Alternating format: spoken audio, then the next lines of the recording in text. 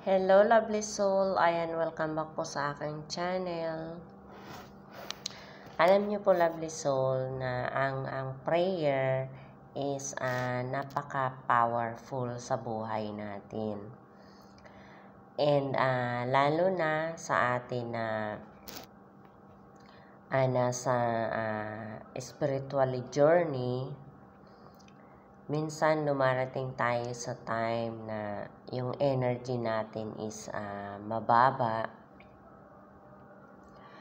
So, kailangan po natin ng lagi tayong manalangin.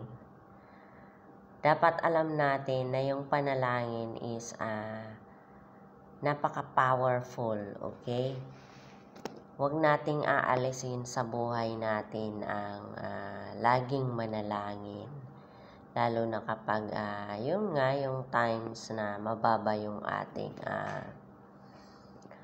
energy, okay?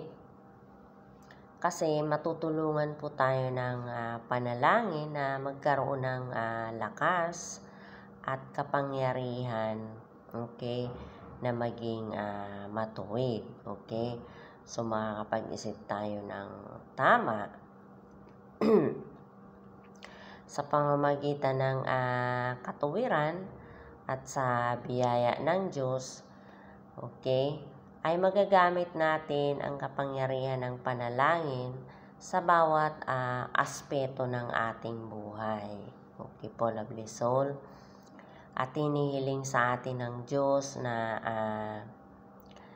manatili tayo sa Kanya. So, kung may Bible po kayo, lagi po kayong magbasa ng Bible, ng verses ng Bible araw-araw. Kasi malaki ang maitutulong niyan sa buhay niyo, okay?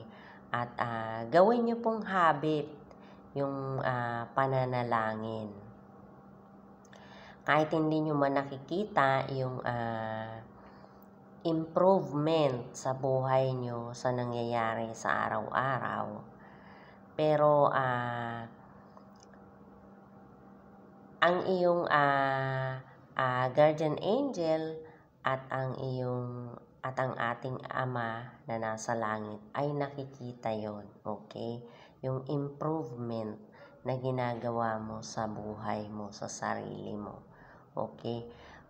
Malaki ang maitutulong kapag gawin mong habit yung manalangin and magbasa ka ng verses ng Bible araw-araw. Okay po, lovely soul.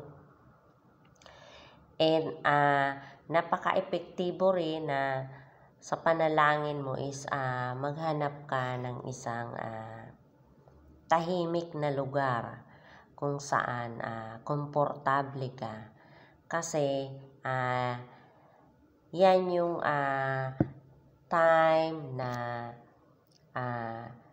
nakikipag-usap ka sa ating Ama, okay?